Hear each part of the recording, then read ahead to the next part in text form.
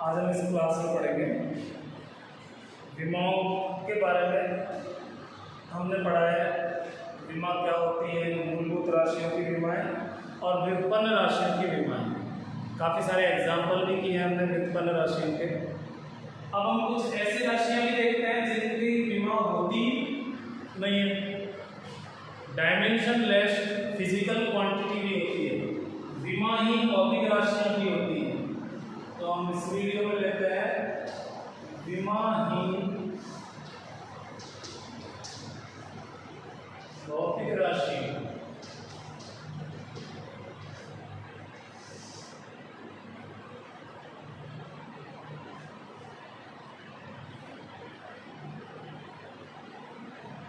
भौतिक राशियां या कोई फलन है तो फलन, चलो ऐसे ही रहने दो।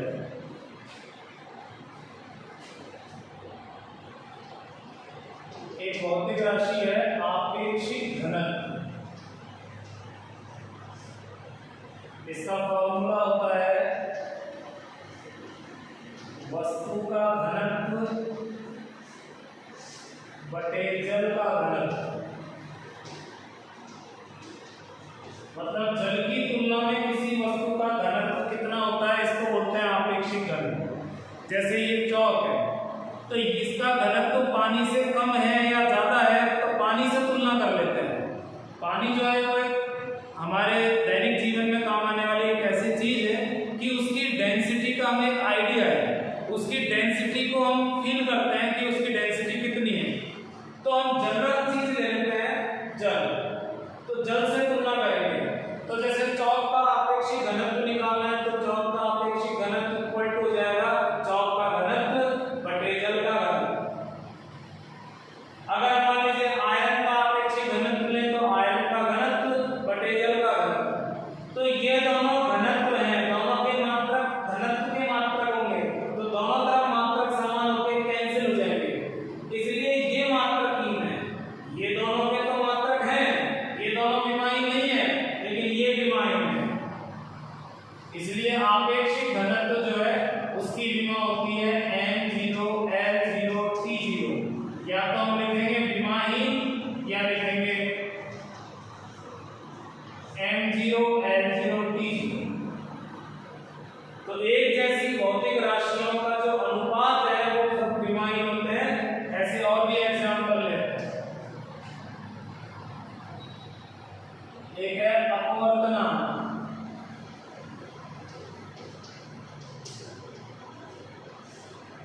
इसको म्यू या एन से डिनोट करते हैं जनरली। अपवर्तनांक इसके बारे में अगर मान लो कोई माध्यम बदलता है, प्रकाश, ये प्रकाश किरण है, ये माध्यम बदल रहे हैं इस तरह से, इसमें एंगल आई, इसमें एंगल आर। तो अपवर्तनांक जो होगा इस वाले माध्यम का इसके सापेक्ष, इसके रेस्पेक्ट में, तो वो आएगा sin i upon sin r। अब sin थीटा cos थीटा ये खुद ही विमाहीन होते हैं, तो यहाँ से विमाहीन हो जाएगा। या एक और फॉर्मूला है, इसमें वेलोसिटी v1, इसमें वेलोसिटी v2 लाइट की। तो दूसरे माध्यम का जो अपवर्तनांक है वो होगा v2 upon v1 upon v2। कुल मिलाकर वेग का अनुपात है, वेलोसिटी का अनुपात है। तो दो माध्यमों का जो अपवर्तनांक है वो उनमें प्रकाश के वेग के अनुपात के समान होता है। तो इसका मात्रक मीटर पर सेकंड, इसका मीटर पर सेकंड, तो ये भी कैंसिल हो जाएगा मात्रक। तो ये राशि भी मात्रकीय या विमाहीन है, तो ये भी विमाहीन है।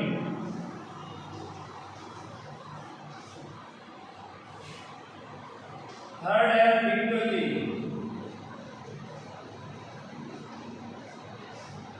विकृति में होता है विमा में परिवर्तन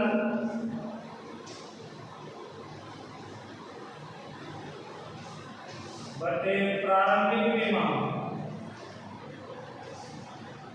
अब आप यहाँ विमा ये वाली विमा नहीं, केवल लेंथ से रिलेटेड है, लंबाई चौड़ाई ऊंचाई को भी डायमेंशन कहते हैं, विमा कहते हैं।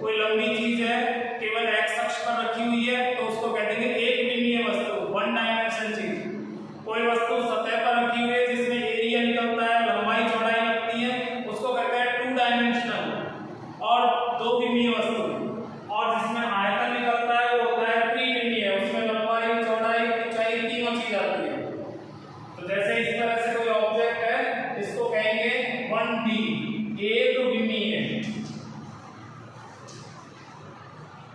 कोई सरफेस है वर्गाकार, वृत्ताकार, आयताकार जो भी है उसको कहेंगे द्विविमीय, टू डायमेंशनल।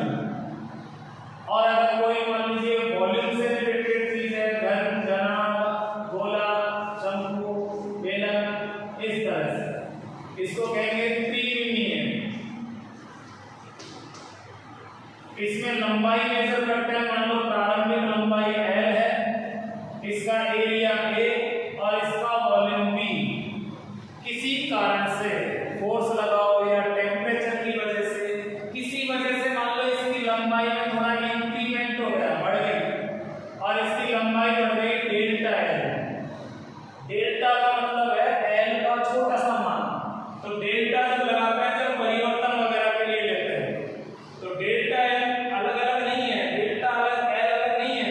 डेल्टा L का मतलब है लंबाई में थोड़ा सा परिवर्तन। ऐसे ही ये जो है इसको मान लो हम इसका क्षेत्रफल चेंज करें, थोड़ा सा बढ़ा दें, इसको दो साइड से बढ़ा दें इसे, इसके एरिया में चेंज हुआ डेल्टा A। ऐसे इसका आयतन बदल कर मान लीजिए आयतन में वृद्धि कर दें डेल्टा B। तो विकृति भी तीन तरह की हो जाएगी। आप चाहे लंबाई वाली विकृति देख लो, तो लंबाई वाली हो जाएगी डेल्टा L बटे L, मतलब एक विमा में परिवर्तन और वो जो विमा है उसका प्रारंभिक मान। जैसे लंबाई में परिवर्तन बटे प्रारंभिक लंबाई, तो विमा की जगह लंबाई लिख देंगे। अगर इस तरह की कोई वस्तु है, अगर वस्तु एक विमीय है, सीधी वस्तु है जिसमें केवल लंबाई लंबाई रखी है, तो विमा की जगह केवल लंबाई यूज करेंगे, तब ये हो जाएगा डेल्टा I बटे L। इसको मीटर में नापोगे तो ये भी मीटर में नापेगा, इसको सेंटीमीटर में नापोगे तो ये भी सेंटीमीटर में हो जाएगा। कहने का मतलब है कि दोनों की विमाएं समान है, इसकी विमा L, इसकी विमा L, तो कंप्लीट ये विमाहीन हो गया। तो ये हो जाएगा विमाहीन। अगर इसकी बजाय हम इसको ले लेते हैं तो इसमें क्षेत्रफल होगा, फिर विमा की जगह हम लिखेंगे क्षेत्रफल, क्षेत्रफल में परिवर्तन अपॉन प्रारंभिक क्षेत्रफल, और फिर इस फॉर्मूले में उसी के अकॉर्डिंग चेंज कर देंगे। चलो यही कर दो। अब क्षेत्रफल का नीचे जो विमा मात्रक होंगे वही ऊपर आएगा, इसलिए यहाँ भी अनुपात हो गया क्षेत्रफल का, इसलिए इसलिए भी विमाहीन हो गया। ऐसे अगर हम थर्ड ऑब्जेक्ट के लिए तीसरी वस्तु की बात करें तो तीसरी वस्तु में आएगा आयतन, आयतन में परिवर्तन बटे प्रारंभिक आयतन, तो फिर हम इसको लिखेंगे डेल्टा V अपॉन V।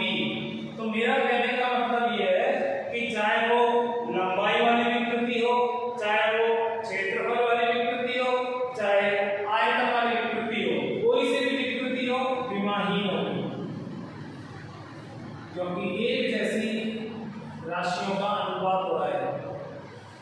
तो विमा एक कॉमन वर्ड ले लिया मैंने तीनों के लिए, लंबाई के लिए, क्षेत्रफल के लिए। लंबाई चौड़ाई इसमें दो चीज हो गई, उसमें लंबाई चौड़ाई ऊंचाई हो गई, इसलिए उसको तीन विमा वाला बोल दिया। तो यहाँ विमा मैंने कॉमन वर्ड ले लिया, ये वो वाली विमा नहीं है जिसमें द्रव्यमान वगैरह सवाल है। तो एक भौतिक राशि हो गई विमा विकृति वाली, ये भी आप 11वीं में पढ़ोगे, ये अपवर्तनांक वैसे 10th में पढ़ के आए हो, आगे 12th में चले गए। और एग्जांपल देखते हैं।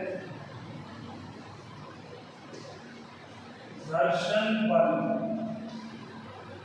चलो मैं इसको स्मॉल f से डिनोट कर दूंगा। घर्षण बल नहीं, सॉरी घर्षण गुणांक, बल तो होगा ही, बल तो न्यूटन में है, इसको न्यू से डिनोट करते हैं। इसका फॉर्मूला होता है घर्षण बल का म्यू इंटू आर, तो म्यू का फॉर्मूला होगा F अपॉन आर। पहली चीज तो ये कि सेम चीज से हम कई चीजें डिनोट कर सकते हैं। जैसे म्यू से घर्षण गुणांक को व्यक्त कर रहे हैं, अपवर्तनांक को कर रहे हैं, मोल संख्या को भी करते हैं, और भी चीजें हैं कई उनको भी डिनोट करते हैं। तो ये ना सोचे कि ये यहाँ तो सेम हो गया, सेम नहीं है, यहाँ ये अलग चीज को दर्शा रहा है, यहाँ अलग चीज को। जैसे देखिए V = IR, सब जानते हो I करंट है, रेजिस्टेंस है, ये पोटेंशियल डिफरेंस है, विभवांतर है। लेकिन अगर मैं इसकी जगह लिख दूं 4/3 IR3, तो अगर आपको एक फॉर्मूला पता है कि ये गोले का आयतन होता है, तो यह V का मतलब आयतन है, तो यह V का मतलब है विभवांतर, यहाँ V का मतलब है आयतन, और मान लीजिए मैं इस तरह से लिख दूं डिस्टेंस अपॉन टाइम, तो यहाँ V का मतलब हो जाएगा वेग या चाल। तो मेरा कहने का मतलब है आप एक ही चीज से कई चीजें डिनोट कर सकते हो। तो ये कोई खास इशू नहीं है कि V एक बार यहाँ यूज कर लिया तो किसी और में यूज नहीं आएगा, आएगा। हमारे पास लेटर सीमित है, फिजिकल क्वांटिटी ज्यादा है, तो इसलिए सेम से हम कई चीजों को डिनोट कर सकते हैं। बशर्ते आपको फॉर्मूला पता हो तो आप पहचान लोगे, और नहीं तो मुझे बताना पड़ेगा। इसीलिए तो मैंने ये लिखा है पूरा घर्षण गुणांक यानी कि म्यू। यहाँ म्यू का मतलब घर्षण गुणांक है, यहाँ म्यू का मतलब अपवर्तनांक है। अब ये F जो है वो तो है घर्षण बल,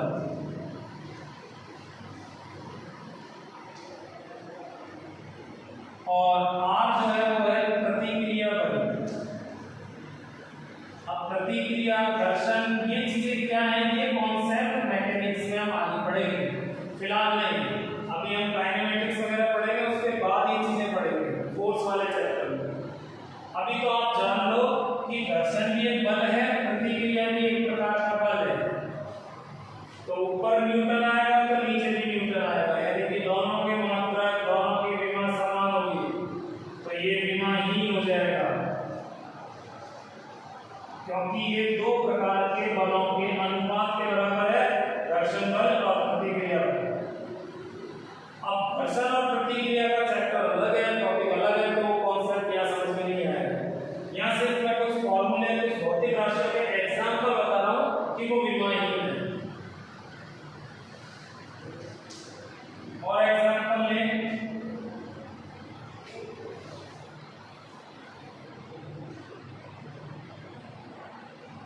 अच्छा ऐसा भी नहीं है कि जैसे चलो आपेक्षिक त्रुटि,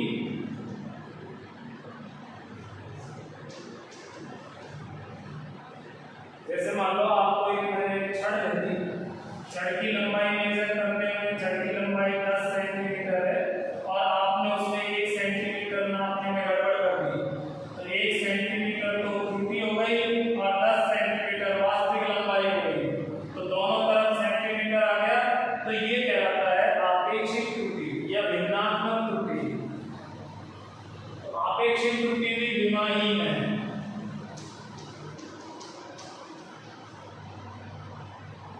ज्यादातर आपेक्षिक राशियां जो है वो विमाहीन होती है, आपेक्षिक घनत्व, आपेक्षिक त्रुटि, लेकिन वेग में नहीं लगाना है।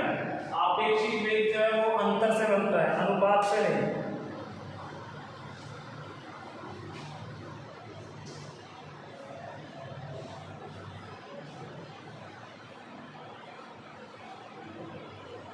कुछ और भी राशियां हैं, जैसे आपेक्षिक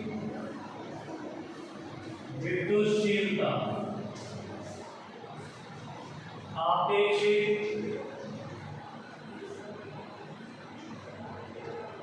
चुंबकशीलता,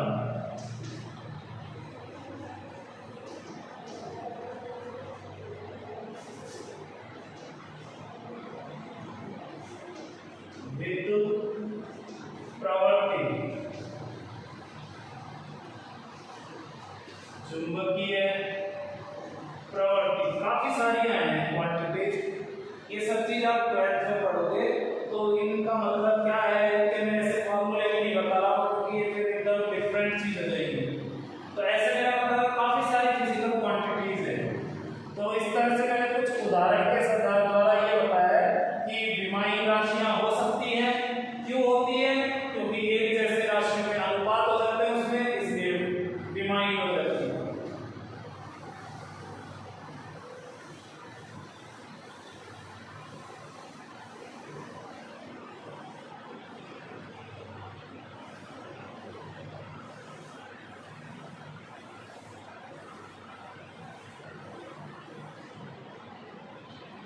इसके बाद में हम पढ़ेंगे विमाओं के अनुप्रयोग।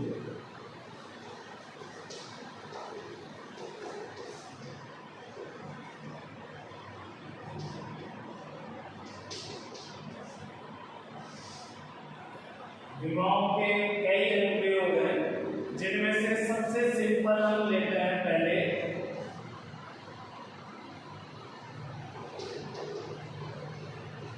भौतिक समीकरण के विमीय रूप से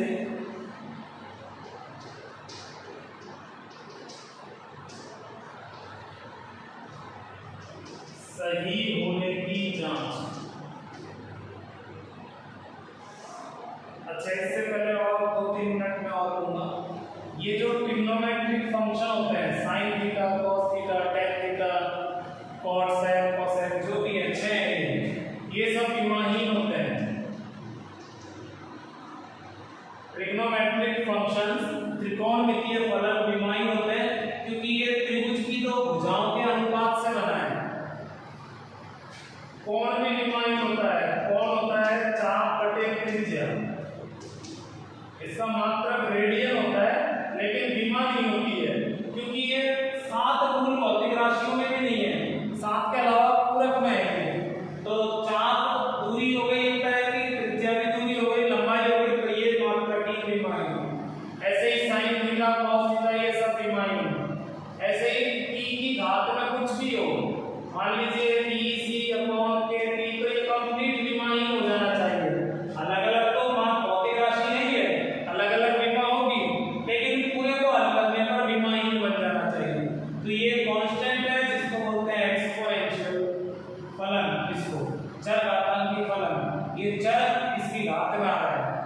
ऐसे ही लॉग एक फंक्शन है, लॉग के अंदर मान लो कुछ भी आ रहा है, a बीटा अपॉन b, कुछ भी आ रहा है, तो ये सब मिलाकर विमाहीन बन जाने चाहिए। लॉग के अंदर भी विमाहीन होता है। जैसे साइन के साथ एंगल होता है, ये विमाहीन होता है, ऐसे लॉग के साथ जो होगा वो विमाहीन होगा। e की घात में जो होगा वो विमाहीन होगा।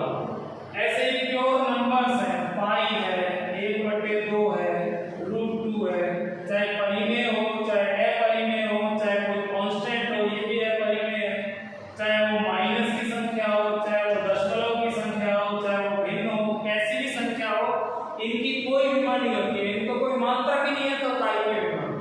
तो ये कुछ और चीजें हैं जो विमाहीन होते हैं। अब हम भौतिक समीकरण के विमीय रूप से सही होने की जांच करेंगे, यानी कि आपको भौतिक राशियों का एक समीकरण दे दिया जाए और उसमें कहा जाए कि चेक करो कि विमीय रूप से सही है या नहीं। इससे पहले हम एक समांगता का नियम और देखते हैं, इसी पर बेस करेंगे।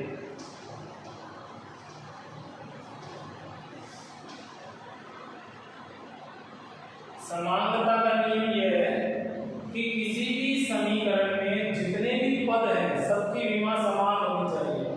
जैसे मान लो s = ut + ½ at²। आप सब लोग जानते हो ये गति का दूसरा समीकरण है, जिसमें a त्वरण, t समय, u प्रारंभिक वेग, s विस्थापन है और ये संख्या है। तो यहाँ टोटल 3 पद हैं, 2 पद तो ये हो गए और 1 पद ये हो गया, तो तीनों की विमा समान होगी। इसी को समानता का नियम कहते हैं। किसी भी समीकरण में प्रत्येक पद की विमा समान होती है। अगर कोई पद विमाहीन हो गया तो बाकी भी विमाहीन होने चाहिए। अगर इसकी विमा दूरी के समान है तो इनकी विमा भी दूरी के समान आएगी। एक बार चेक करते हैं। ये मान लो एक क्वेश्चन ही है, तो जैसे हम s की विमा निकालें, s यहाँ पर विस्थापन है, विस्थापन की विमा है, डायरेक्ट लेंगे इसे। दूसरा पद है ut, ut की विमा निकालते हैं। u प्रारंभिक वेग है, वेग चाहे प्रारंभिक हो, चाहे अंतिम हो, चाहे कोई सा ही वेग हो, इसका जो मात्रा विमा होगी वो होगी Lt इनवर्स। पिछले वीडियोस में मैं विमा निकालना बता चुका हूँ, वेग, विस्थापन, इन सभी की। तो u की जगह ये आ जाएगा, और t जो समय है, समय की विमा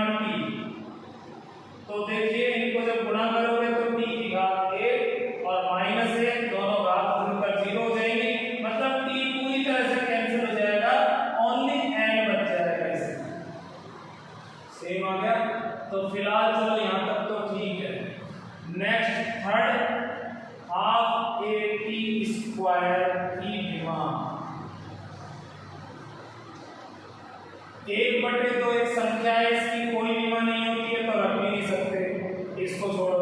अब बच गया ये, इसकी विमा त्वरण की विमा होती है Lt-2, ये त्वरण की विमा है, और यह t समय है और स्क्वायर है, चाहे डायरेक्ट अंदर भी लगा सकते हो। तो L रह जाएगा केवल, क्योंकि ये स्क्वायर यहाँ आएगा तो यहाँ तो घात +2, यहाँ घात -2, तो टोटल 0 हो गई, t की घात बच गया केवल L। ये भी समान है। अब ये तो आपको पहले से ही पता है, सूत्र तो सही है तो सही आएगा, तो तीनों की विमा समान आ गई। ये समानता का नियम है, और समानता का नियम पर ही आधारित सवाल है। आप लास्ट में लिखोगे यहाँ प्रत्येक पद की विमा समान है, अतः ये व्यंजक दिया गया व्यंजक विमीय रूप से सही है। ओनली विमीय रूप से, कंप्लीट सही होने की कोई गारंटी नहीं है। विमीय रूप से सही इसलिए है, अगर मैं इसकी जगह 4 ले लेता तो भी सही आता, जबकि फॉर्मूला तो गलत है। अगर यहाँ मैं माइनस ले लेता हूँ तो भी विमा समान आएगी, जबकि फॉर्मूला गलत हो सकता है।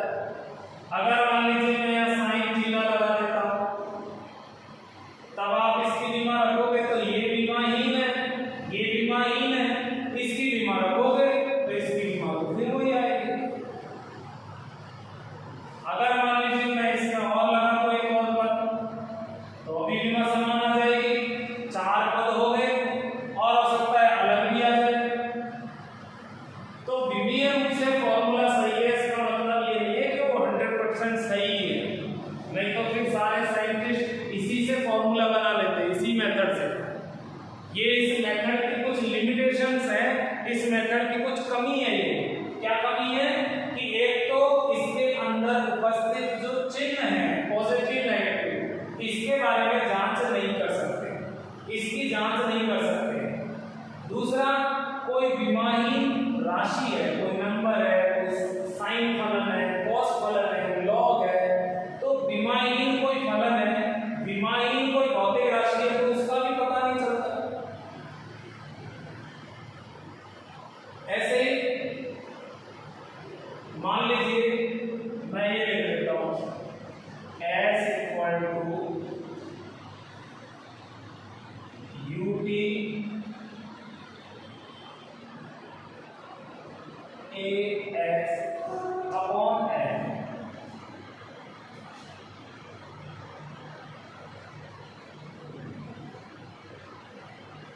और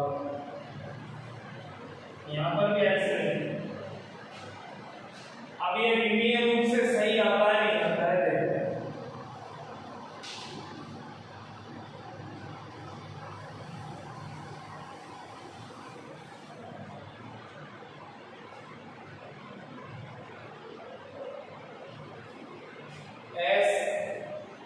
S की विमा तो है, हो जाएगी, विस्थापन है। ये भी विस्थापन है, X की विमा भी है, हो जाएगी। अब इस कंप्लीट की विमा और निकालते हैं, इस वाले इसकी विमा यहाँ से यहाँ तक जो है UT/F, U यहाँ पर वेग है, इसकी विमा होती है Lt-1। T यहाँ पर समय है, समय तो डायरेक्ट T होती है, मूल भौतिक राशि है। त्वरण की विमा होती है Lt-1। इसके बाद में फिर विस्थापन की विमा है अपॉन, नीचे है फोर्स, बल की विमा Lt-2।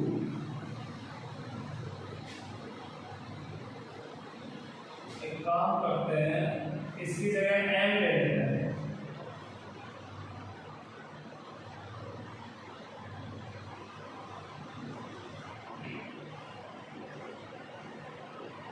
चेंज कर दिया मैंने थोड़ा सा,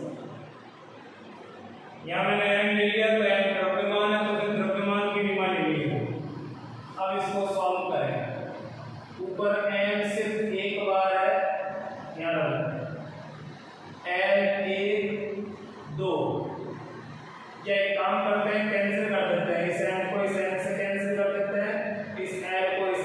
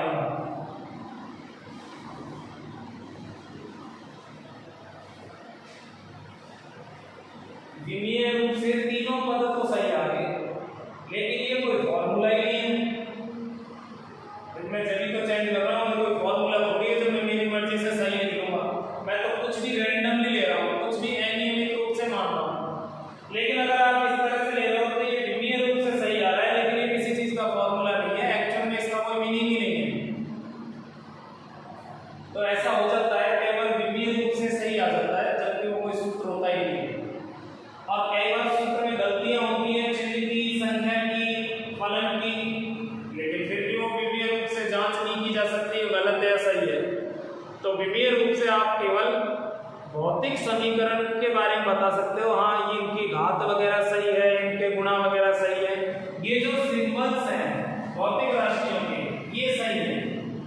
अगर जैसे मैं यहाँ अंडर रूट लगा देता तो गलत आ जाता, फिर आप कहते हैं अंडर रूट गलत है, अंडर रूट नहीं होता तो सही आता। तो कुल मिला के समानता का ये नियम है कि एक जैसी विमा वाली राशि ही जोड़ सकते हो। जैसे मान लो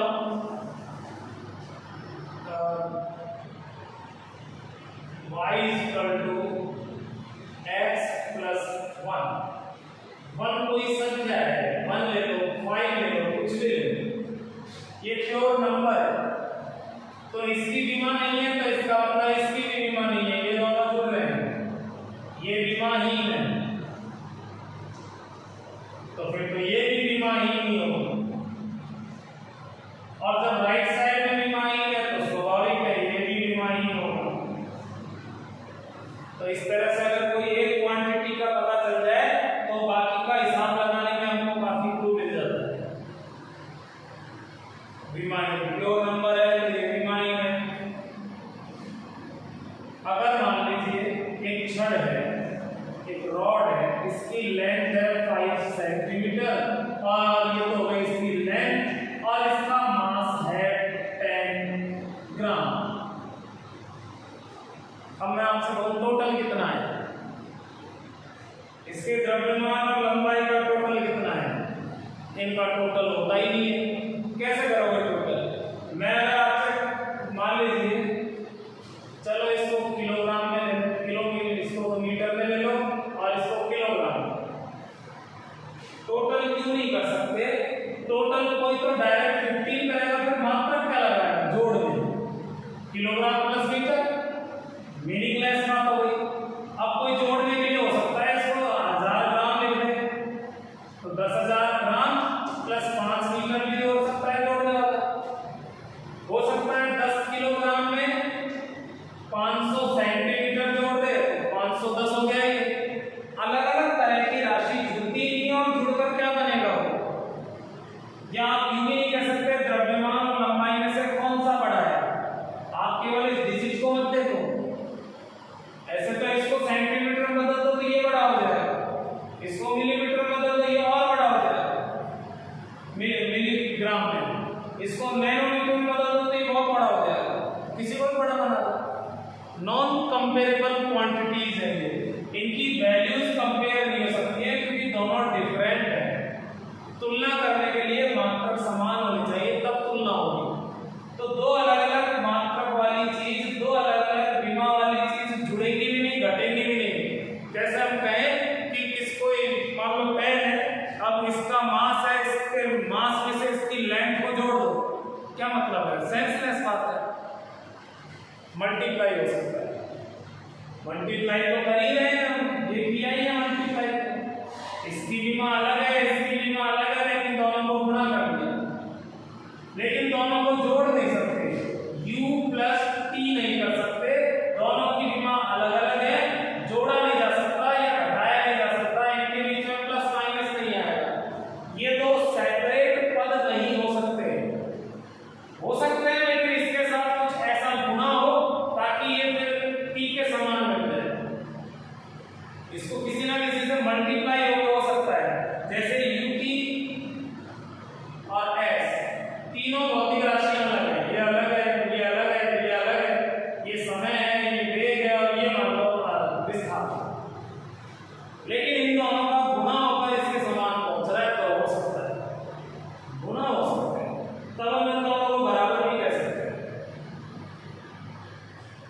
तो विमीय रूप से किसी समीकरण की किस तरह से जांच करनी है उसमें मैंने आपको कंप्लीट चीज बता दी है।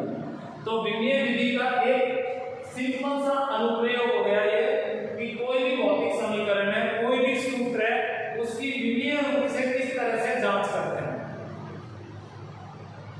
तो इसमें जांच में आज मैंने वीडियो में आपको कुछ विमाहीन राशियां भी बताई, कुछ विमाहीन फलन भी बताए, कुछ ऐसे फलन जिसमें विमाहीन राशियां होती है। नेक्स्ट वीडियो में हम नेक्स्ट अनुप्रयोग पढ़ेंगे।